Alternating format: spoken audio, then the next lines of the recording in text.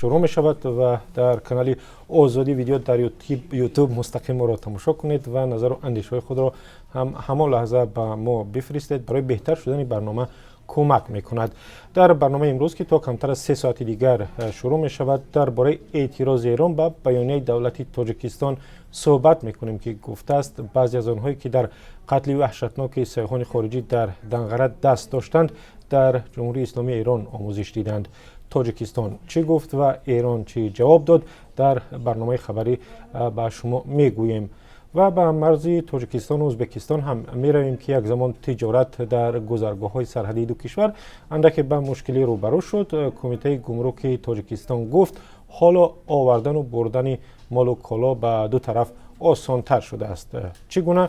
تا 3 ساعت دیگر همه را تحقیق میکنیم و به شما هم خواهیم گفت. و خبری جالب دیگر داریم درباره آنکه جستجوی عبدالصمد حسینوف، یکی از متهمان اساسی به کشتار سیاحان خارجی، مقامات انتظامی را به خانه برد که او آنجا 20 سال باز زندگی نمی کند. عبدالصمد حسینوف در بین آن 5 جوانی هست که در یک ویدیوی تبلیغاتی داعش بر رهبر این سازمان افراطی و تروریستی سوگند صداقت می دهند.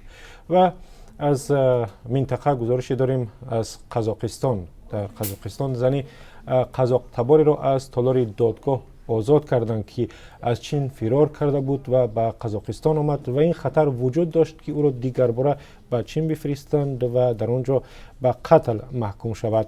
و به شهر خوجند نیز می رویم، مرکزی ماموری ولایت سوخت که مشکلات زیادی نقلیات جمعیتی داشت و حالا حکومت ولایت سعی دارد که با آوردن اتوبوس های نو مشکلات صدها هزار ساکن شهر را حل کند. از کدام راه و با کدام پل در برنامه خبری جزئیات را به شما در یک گزارش میگوییم. و خوب تا کمتر از 3 ساعت دیگر در کانال آزادی ویدیو در یوتیوب ما را تماشا کنید و همین گونه در وبسایت azadi.org می توانید برنامه ما را ببینید. در فیسبوک هم بعدا برنامه را خواهیم گذاشت و در ادنکلاسنیکی، اگر در ادنکلاسنیکی هستید اونجا گروه رادیو آزادی را داریم، مرحمت به آنجا نیز سری بزنید.